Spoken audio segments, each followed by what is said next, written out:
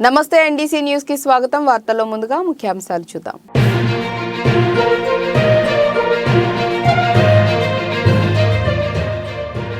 అమెరికాలో మరోసారి కాల్పుల మోత, 8 మంది మృతి.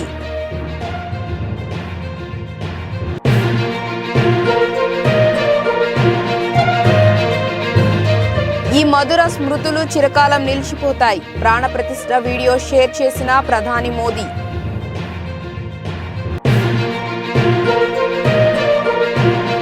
అంగన్వాడీలతో ఏపీ ప్రభుత్వం చర్చలు సఫలం, సమ్మె విరమణ. నేటి నుంచి విధుల్లోకి వివరాలు వెల్లడించిన మంత్రి బొత్స.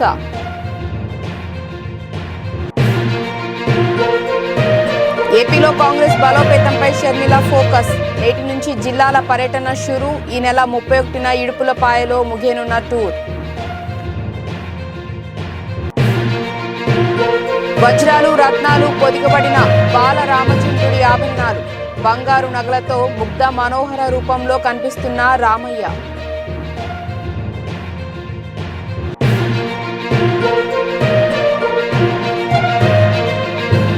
ధరణి పోర్టల్ ప్రారంభం నుంచి అనేక లోపాలు, కమిటీ కీలక వ్యాఖ్యలు.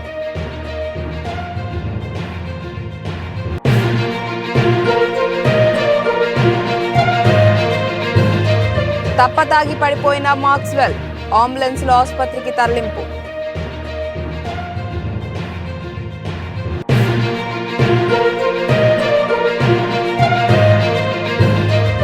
Rajamouli Mahesh cinema music sittings మొదలు. ఆసక్తికర విషయాలు చెప్పిన విజేంద్ర ప్రసాద్.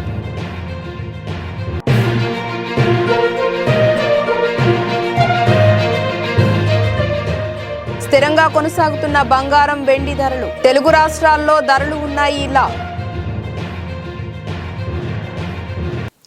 అమెరికాలో మరోసారి తుపాకీ మూతతో దద్దరిల్లింది. చికాగోలోని జోలియట్ పట్టణంలో ఓ దుండగుడు జరిపిన కాల్పుల్లో 8 మంది మరణించారు.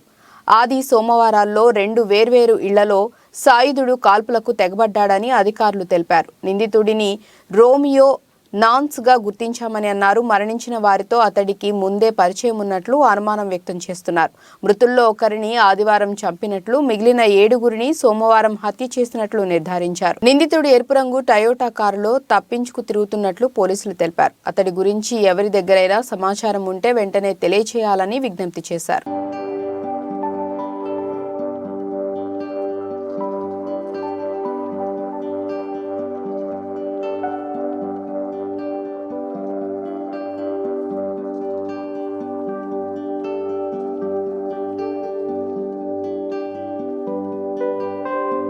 కోట్లాది మంది భారతీయుల కళ నెరవేరింది. బాలరాముడి రూపంలో శ్రీరాముడు అయోధ్యకు చేరాడు. ఆ దివ్య రూపాన్ని చూసిన కోట్లాది మంది భక్తులు జై శ్రీరామ్ అంటూ తన్మయత్వంతో పులకించిపోయారు. సోమవారం పండితులు నిర్ణయించిన దివ్య ముహూర్తాన బాలరాముడు ప్రాణ ప్రతిష్ఠ అంగరంగ వైభవంగా జరిగింది. ఈ కార్యక్రమానికి సంబంధించిన వీడియోని ప్రధాని మోదీ మంగళవారం ట్విట్టర్ వేదికగా షేర్ చేశారు.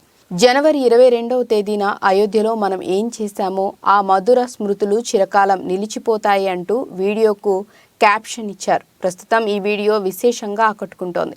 సోమవారం మధ్యాహ్నం 12:29 ప్రధానమంత్రి నరేంద్ర మోదీ చేతుల మీదుగా ప్రాణ ప్రతిష్ఠ కార్యక్రమం అంగరంగ వైభవంగా జరిగింది. రామ జన్మభూమిలో నూతనంగా నిర్మించిన మందిరంలో శ్రీరామచంద్రుడు బాల అవతారంలో కొలువు తీరారు. ఈ కార్యక్రమానికి సినీ, రాజకీయ సహా పలు రంగాలకు చెందిన 8,000 మంది ప్రముఖులు హాజరయ్యారు. ప్రాణ ప్రతిష్ఠ నేపథ్యంలో అయోధ్యపురి విద్యుత్ కాంతుల మధ్య దేదీప్యమానంగా వెలిగిపోయింది. రామ్ ప్రభావ హై, రామ్ నేతి భీ హై, రామ్ నీతి భీ హై.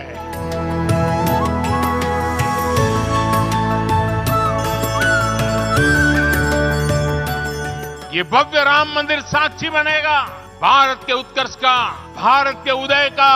ये भव्य राम मंदिर साक्षी बनेगा भव्य भारत के अभ्युदय का, विकसित भारत का.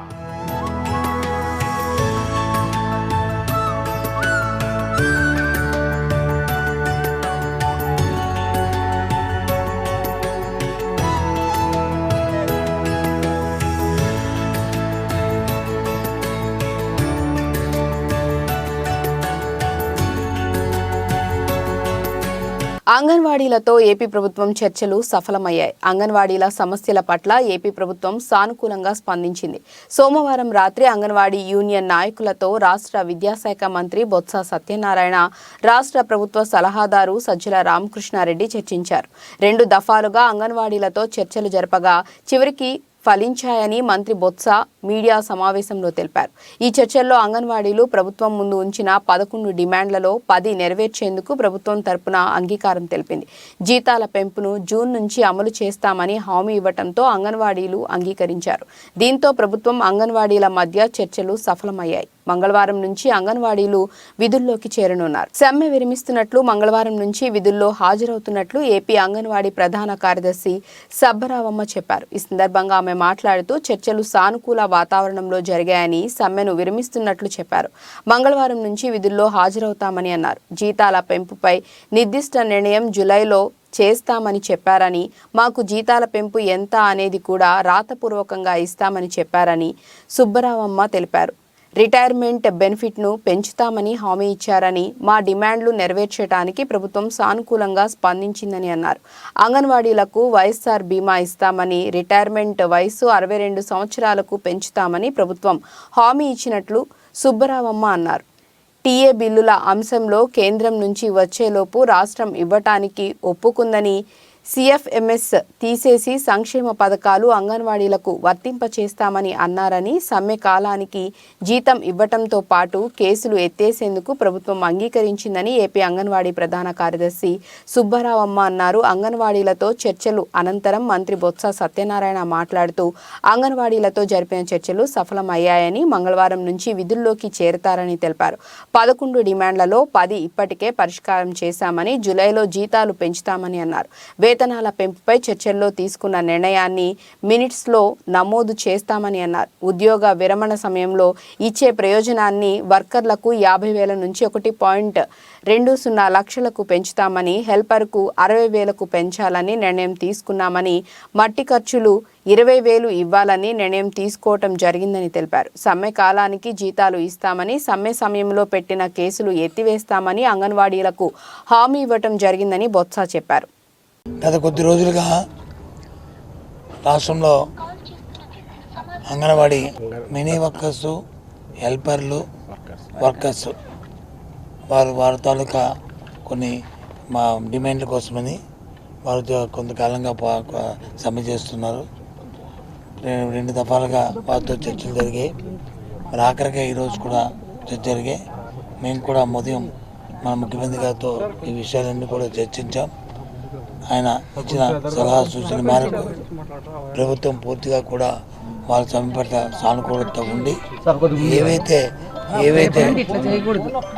ఏవైతే డిమాండ్లు వాళ్ళు చెప్పారో, ఏవైతే ఉన్నాయో సుమారు 11 డిమాండ్లు వాళ్ళు వచ్చి మా ముందు పెట్టారు. అందులో 10 డిమాండ్లని మరి ఉభయ అంగీకారంతో 10 డిమాండ్లు కూడా చేశాము.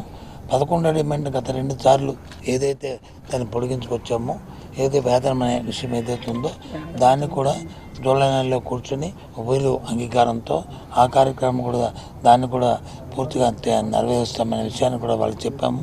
అందరూ కూడా సానుకూలంగా స్పందించారు అవన్నిటిని కూడా. అలాగే ఇందులో కొన్ని అంశాలు ఉన్నాయి. ప్రధానంగా ఏమిటంటే వాళ్ళకి వచ్చి రిటైర్మెంట్ అయిపోయిన తర్వాత వాళ్ళకి బెనిఫిట్ కావాలని అడిగారు.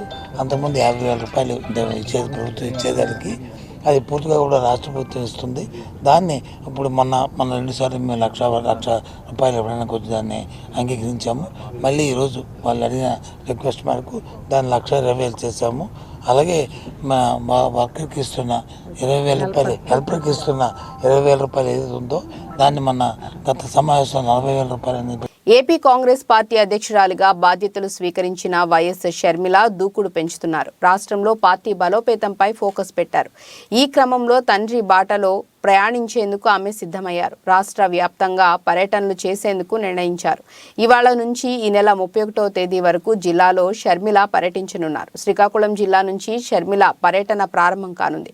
శ్రీకాకుళం జిల్లాలో ఇచ్చాపురం నుంచి మొదలు కానున్న షర్మిల పర్యటన ఇడుపులపాయ వరకు సాగుతుంది.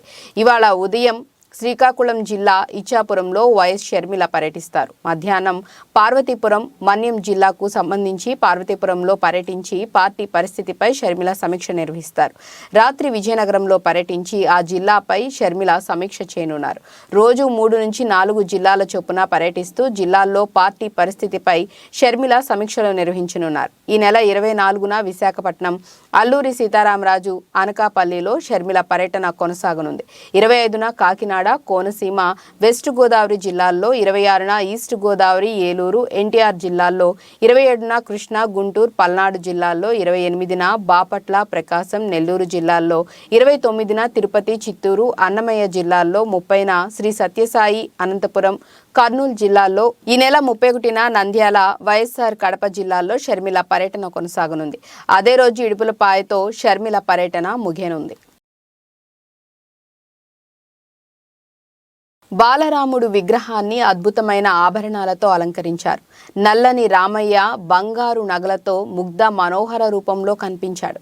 రామయ్యకు అలంకరించిన ఆభరణాలను దాదాపు 132 మంది కళాకారులు రెడీ చేశారు. దీనికోసం అవిశ్రాంతంగా శ్రమించారు. నుదిటి తిలకంగా బంగారు నామం, పచ్చల ఉంగరాలు, కంఠాభరణాలు, కిరీటం, కంకణాలు ఇలా సర్వాలంకార భూషితుడై భక్తులకు తన మొదటి దర్శనాన్ని ఇచ్చాడు. 500 ఏళ్ల హిందువుల కళ సోమవారం సాకారమైంది. తన జన్మభూమి అయోధ్యలో రామయ్య కొలువుదీరాడు. అంగరంగ వైభవంగా బాలరాముడు మందిరంలోని గర్భగుడిలో గృహప్రవేశం చేశాడు. ప్రధాని మోడీ చేతుల మీదుగా బాలరామయ్య ప్రాణ ప్రతిష్ఠ కార్యక్రమం జరిగింది. శ్రీరామచంద్రుడు 5 ఏళ్ల బాలుడిగా విల్లు, ధనుస్సు చేతపట్టి చిరునవ్వుతో బంగారు నగలతో దర్శనమిస్తున్న ముగ్ధ మనోహర రూపం చూపరులకు ముద్దుగొలుపుతోంది.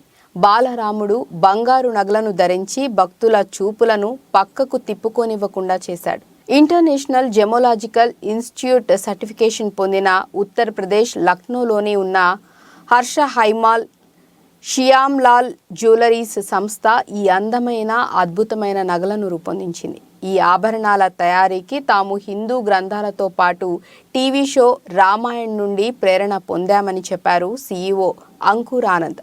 బాలరాముడు విగ్రహాన్ని అద్భుతమైన ఆభరణాలతో అలంకరించారు. నల్లని రామయ్య బంగారు నగలతో ముగ్ధ మనోహర రూపంలో కనిపించాడు.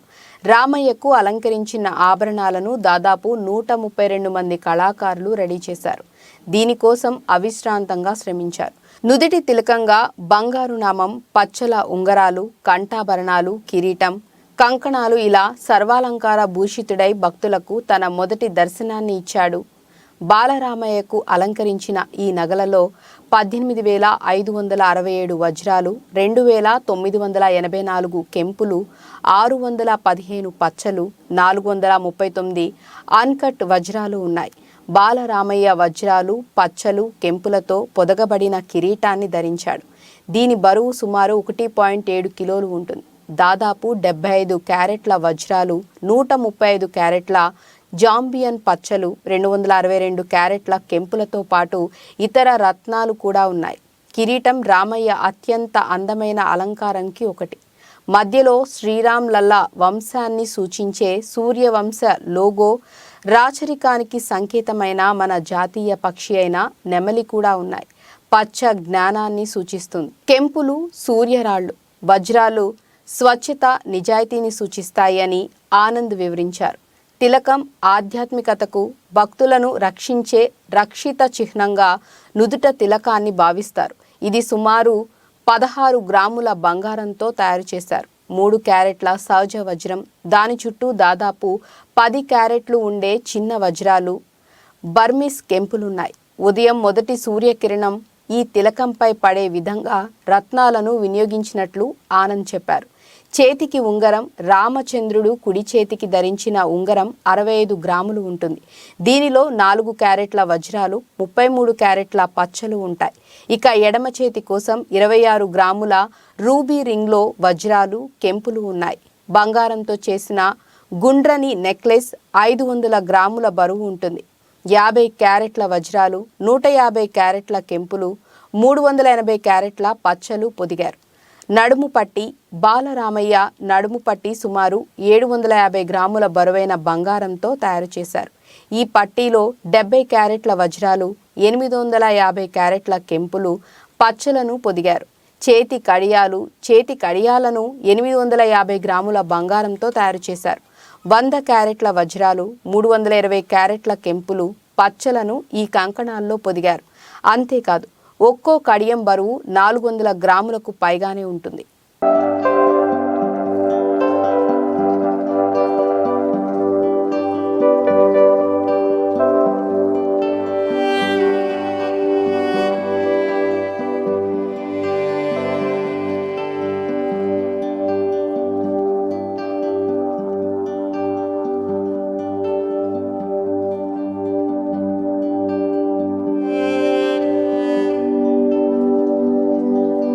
రాజకీయ రచ్చకు కారణమైన ధరణి పోర్టల్ అంశం మరో టర్న్ తీసుకుంది. పోర్టల్ డిజైన్ చేసిన ప్రైవేట్ కంపెనీ సహకరించకపోవడంతో తీవ్ర అసంతృప్తిని వ్యక్తం చేస్తోంది ధరణి కమిటీ.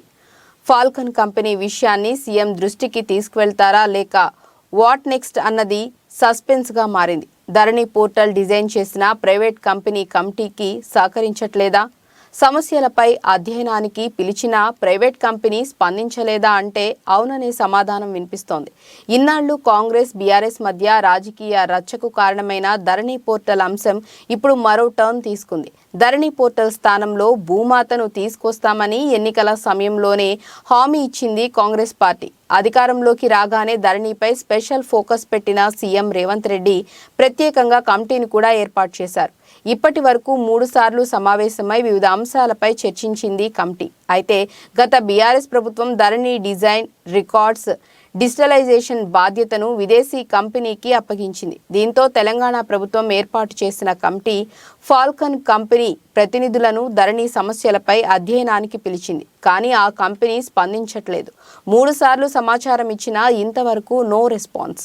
ఫాల్కన్ కంపెనీపై తీవ్ర అసంతృప్తితో ఉన్న ధరణి కమిటీ ఎలాంటి నిర్ణయం తీసుకుంటుందోనన్న ఉత్కంఠ నెలకొంది. మరోవైపు ధరణి కమిటీ సమావేశం తర్వాత కీలక వ్యాఖ్యలు చేశారు ఆ కమిటీ సభ్యుడు కోదండరెడ్డి. పోర్టల్ డిజైన్ చేసిన విదేశీ కంపెనీ దగ్గరే రైతుల వివరాలన్నీ ఉన్నాయన్నారు. గత ప్రభుత్వం విదేశీ కంపెనీకి డిజిటలైజేషన్ను అప్పగించి పొరపాటు చేసిందన్నారు. 3 సార్లు పిలిచిన ఫాల్కన్ కంపెనీ ప్రతినిధులు రాకపోవడంతో కమిటీ సభ్యులకు మరిన్ని అనుమానాలు వస్తున్నాయి.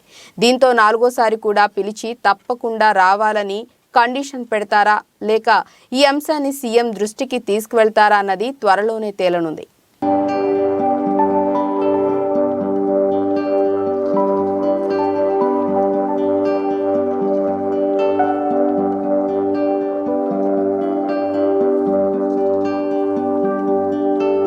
విశాఖ నగరంలోని జీవీఎంసీ గాంధీ విగ్రహం వద్ద కాంగ్రెస్ పార్టీ చేపట్టిన నిరసన దీక్షలో AP PCC chief YS Sharmila పాల్గొన్నారు. ఈ నిరసన దీక్షలో రాష్ట్ర వ్యవహారాల ఇన్ఛార్జ్ మాణిక్కం ఠాగూర్, కాంగ్రెస్ నేతలు కేవీపీ, గిడుగు రుద్రరాజు, రఘువీరారెడ్డి పాల్గొన్నారు. వైఎస్ షర్మిల మాట్లాడుతూ రాహుల్ గాంధీపై అసోంలో దాడికి ప్రయత్నించినందుకు నిరసనగా దీక్ష చేపట్టినట్లు తెలిపారు. అసోం ఘటనపై రాహుల్ గాంధీకి ప్రధాని మోదీ క్షమాపణలు చెప్పాలని వైఎస్ షర్మిల డిమాండ్ చేశారు. భారత్ జోడో న్యాయయాత్ర ఈ దేశ పౌరుల హక్కుల కోసం పోరాడే యాత్ర అని అన్నారు. అసోంలో రాహుల్ గాంధీపై దాడి చేయాలని చూశారని ఆరోపించారు. రాహుల్కు ప్రమాదం తలపెట్టాలని బీజేపీ నేతలు ప్రయత్నించారని మండిపడ్డారు. బీజేపీ అధికారంలో ఉన్న రాష్ట్రంలో ప్రశాంతంగా యాత్ర చేసుకునే పరిస్థితులు కూడా లేవని అన్నారు. అసలు ప్రజాస్వామ్యం ఉన్నట్లా లేనట్లా అని మోదీ సమాధానం చెప్పాలని అన్నారు. ఇక్కడ ఎవరు మిగతా వాళ్ళని ఎవరిని బ్రతకనివ్వరా, ప్రశాంతంగా ఉద్యమాలు కూడా చేసుకునివ్వరా, ప్రజల కోసం కనీసం కొట్లాడనివ్వరా అని మోడీ గారు అడుగుతున్నా. మోడీ గారు దేశ ప్రజలకు సమాధానం చెప్పాల్సిన అవసరం ఉంది. ఈ రోజు రాహుల్ గాంధీ గారు అస్సాంలోనే ఒక గుడికి వెళ్ళాలనుకుంటే ఆ గుడికి కూడా రాహుల్ గాంధీకి వెళ్ళకూడదు, అనుమతి లేదు అని అనుమతి నిరాకరించారు. బీజేపీ ప్రభుత్వము అస్సాంలో ఉంది, ఆ ప్రభుత్వం అనుమతిని నిరాకరించారు. ఎందుకు నిరాకరించారయ్యా అని అడిగితే, ఎక్కడో అయోధ్యలో రామ్ మందిర్ ఏర్పాట్లు జరుగుతున్నాయి, ఆ కార్యక్రమం అక్కడ జరుగుతున్న సమయంలో ఇక్కడ అస్సాంలో రాహుల్ గాంధీ గారు గుడికి వెళ్ళకూడదట. ఇది ఎక్కడ న్యాయం అని అడుగుతున్నాం. అంటే గుడికి వెళ్ళడానికి కూడా మోడీ గారి పర్మిషన్ కావాలా? గుడికి వెళ్ళడానికి కూడా బీజేపీ పర్మిషన్ కావాలా? గుడికి వెళ్ళడానికి కూడా బీజేపీ కార్యకర్త బీజేపీ నాయకుడు లేకపోతే ఆర్ఎస్ఎస్ లేకపోతే విహెచ్ఓ వీళ్ళ ఈ సభ్యులే అయి ఉండాలా? సామాన్య ప్రజలకు కనీసం గుడికి వెళ్లే హక్కు లేదా అన్నాడు. అయోధ్యను కేంద్రంలోని బీజేపీ ప్రభుత్వం రాజకీయ ప్రయోజనాల కోసం వాడుకోవటం సబబు కాదు అని కాంగ్రెస్ సీనియర్ నాయకుడు మాజీ మంత్రి చింతామోహన్ పేర్కొన్నారు. ఆయన మంగళవారం డాబా గార్డెన్స్ లో గల విజేఎఫ్ ప్రెస్ క్లబ్లో నిర్వహించిన మీడియా సమావేశంలో మాట్లాడారు. దేశంలో పేదరికం, ధరల పెంపు, నిరుద్యోగం వంటి సమస్యలు విలయతాండవం చేస్తున్న నేపథ్యంలో బీజేపీ అయోధ్యను ఉపయోగించుకొని రాజకీయాలు చేస్తుందని మండిపడ్డారు.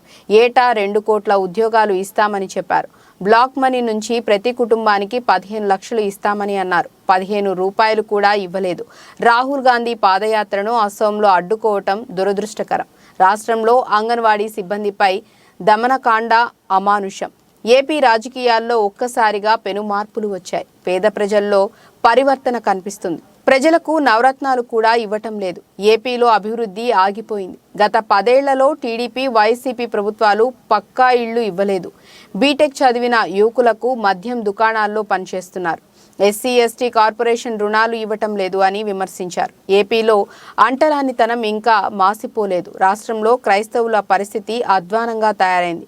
ఉద్యోగులు, ఉపాధ్యాయులు, జాతీయ పార్టీ కాంగ్రెస్ వైపు ప్రజలు మొగ్గు చూపటం సంతోషంగా ఉందని పేర్కొన్నారు. వాడుతున్నాను పేద ప్రజల్లో ఆంధ్రప్రదేశ్ రాష్ట్రంలో పరివర్తన కనిపిస్తా ఉంది. పరివర్తన ఎందుకు వాళ్ళు వాపోతున్నారు? మా ప్రభుత్వాన్ని పోగొట్టుకున్నాం, మా కాళ్ళు మేము నరుక్కున్నాం, నష్టపోయాం. 2 సార్లు కాంగ్రెస్ పార్టీని ఓడగొట్టాం. ఈరోజు మా జీవితాలలో నష్టపోయామని చాలా వాపోతున్నారు పేదవాళ్ళు. నేను కళ్ళల్లో కళ్ళు పెట్టి కనీసం 1,00,000 మంది అనేక ప్రాంతాల్లో చూశాను. వాళ్ళల్లో కన్నీళ్లతో ఆవేదన బయట పెడుతున్నారు వాళ్ళు.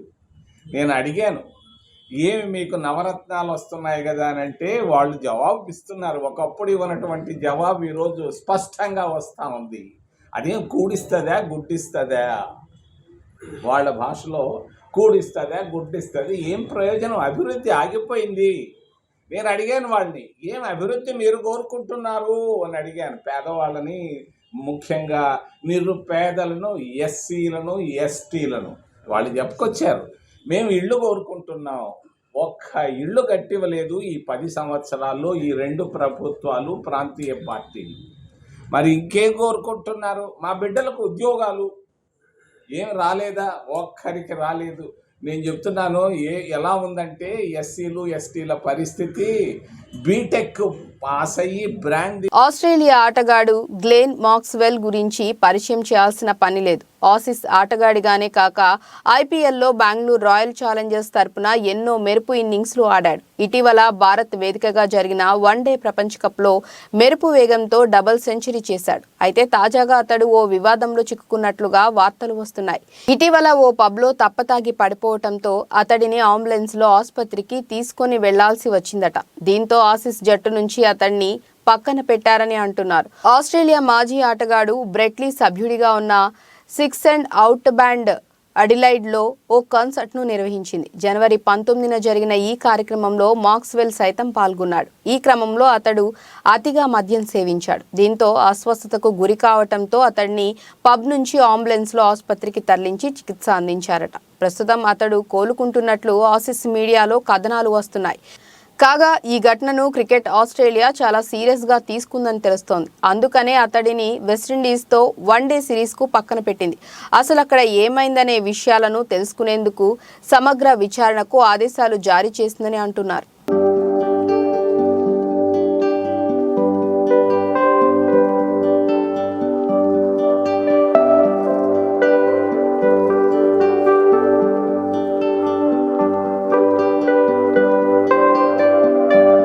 RRR తర్వాత రాజమౌళి నెక్స్ట్ సినిమా మహేష్ బాబుతో అని అనౌన్స్ చేసిన సంగతి తెలిసిందే. దీంతో మహేష్ అభిమానులు తమ హీరో మొదటి పాన్ ఇండియా సినిమాని రాజమౌళి డైరెక్షన్ అని ఎంతో సంతోషిస్తున్నారు. ఈ సినిమా ఎప్పుడెప్పుడు మొదలవుతుందా అని ఎదురు చూస్తున్నారు. SSMB 29 సినిమా గురించి ఎలాంటి అధికారిక ప్రకటనలు రాకపోయినా రోజు ఏదో ఒక వార్త వైరల్ అవుతూనే ఉంది. గతంలోనే Mahesh Rajamouli cinema Indiana Jones తరహాలో ఉంటుందని, ప్రపంచ దేశాలు చుట్టే సాహస యాత్రలా ఉంటుందని ఓ సందర్భంలో రాజమౌళి చెప్పారు. రాజమౌళి తండ్రి విజేంద్ర ప్రసాద్ ఈ సినిమా కథ రాస్తున్న సంగతి తెలిసిందే. ఇటీవల ఈ సినిమా కథ పూర్తయింది అని విజేంద్ర ప్రసాద్ చెప్పారు. తాజాగా ఇచ్చిన ఓ ఇంటర్వ్యూలో మరిన్ని ఆసక్తికర విషయాలు తెలిపారు. ఆల్రెడీ మ్యూజిక్ సిట్టింగ్స్ కూడా మొదలయ్యాయని, కీరవాణి అదే పనిలో ఉన్నాడని, దానిపై వర్క్ జరుగుతుందని చెప్పాడు. మ్యూజిక్ వర్క్స్ మొదలైంది అంటే సినిమా ఆల్మోస్ట్ మొదలైపోయినట్లే అని మహేష్ అభిమానులు ఆనందం వ్యక్తం చేస్తున్నారు. మహేష్ ఇటీవల జర్మనీకి వెళ్తుండడంతో ఈ సినిమా వర్క్ కోసమే జర్మనీ వెళ్తున్నాడని రూమర్స్ కూడా వచ్చాయి.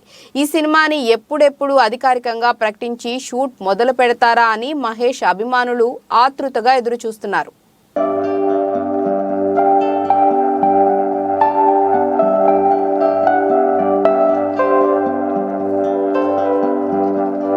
బంగారం కొనాలనుకునే వారికి కాస్త రిలీఫ్. గత కొన్ని రోజులుగా పెరుగుతూ తగ్గుతూ వస్తున్న పసిడి, వెండి ధరలు మంగళవారం మాత్రం స్థిరంగా కొనసాగాయి. సోమవారంతో పోల్చుకుంటే ధరల్లో ఇవాల్టికి ఎలాంటి మార్పులు చోటు చేసుకోలేదు. మంగళవారం ఉదయం 6 గంటల వరకు నమోదైన ధరల ప్రకారం 22 క్యారెట్ల 10 గ్రాముల బంగారం ధర 57,800 ఉండగా 24 క్యారెట్ల 10 గ్రాముల ధర 63,050గా ఉంది.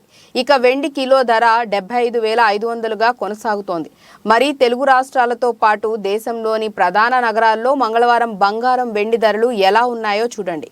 హైదరాబాద్లో 22 క్యారెట్ హైదరాబాద్లో 22 క్యారెట్ల 10 గ్రాముల బంగారం ధర 57,800 ఉండగా 24 క్యారెట్ల పసిడి ధర 63,050గా ఉంది. విజయవాడ, విశాఖపట్నంలో 22 క్యారెట్ల 10 గ్రాముల బంగారం ధర 57,800, 24 క్యారెట్ల ధర 63,050లుగా కొనసాగుతున్నాయి. దేశ రాజధాని ఢిల్లీలో 22 క్యారెట్ల 10 గ్రాముల బంగారం ధర 57,950 ఉండగా 24 క్యారెట్ల ధర 63,200గా ఉంది. ముంబైలో 22 క్యారెట్ల బంగారం ధర 57,800, 24 క్యారెట్ల ధర 63,050. కోల్కతాలో 22 క్యారెట్ల ధర 57,800, 24 క్యారెట్ల ధర 63,050. చెన్నైలో 22 క్యారెట్ల ధర 58,300, 24 క్యారెట్ల ధర 63,600. బెంగళూరులో 22 క్యారెట్ల బంగారం ధర 57,800, 24 క్యారెట్ల ధర 63,050. కేరళలో 22 క్యారెట్ల ధర 57,800, 24 క్యారెట్ల ధర 63,050గా ట్రేడ్ అవుతోంది.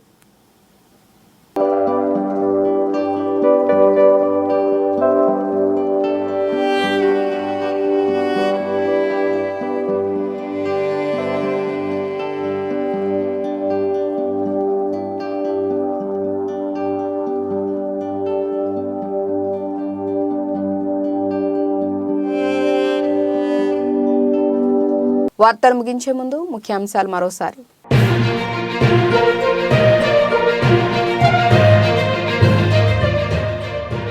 అమెరికాలో మరోసారి కాల్పుల మోత, 8 మంది మృతి.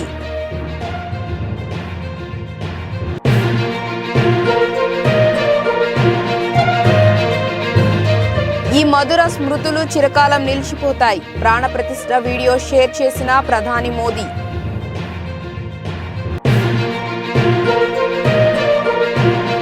అంగన్వాడీలతో ఏపీ ప్రభుత్వం చర్చలు సఫలం, సమ్మె విరమణ. నేటి నుంచి విధుల్లోకి వివరాలు వెల్లడించిన మంత్రి బొత్స.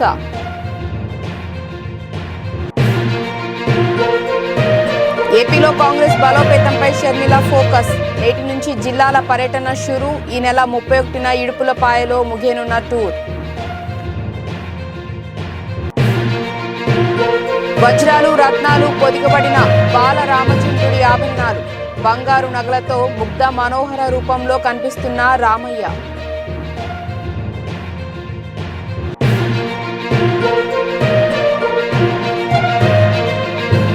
ధరణి పోర్టల్ ప్రారంభం నుంచి అనేక లోపాలు. కమిటీ కీలక వ్యాఖ్యలు.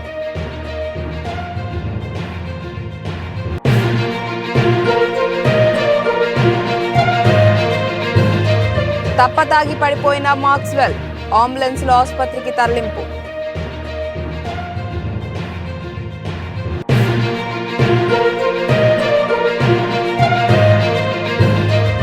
Rajamouli Mahesh cinema music sittings మొదలు. ఆసక్తికర విషయాలు చెప్పిన విజేంద్ర ప్రసాద్.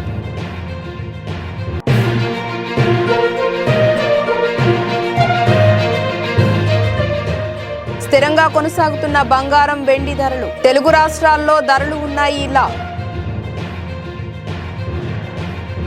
ఇక ఇవి ఇప్పటివరకు ఉన్న అప్డేట్స్. నమస్కారం.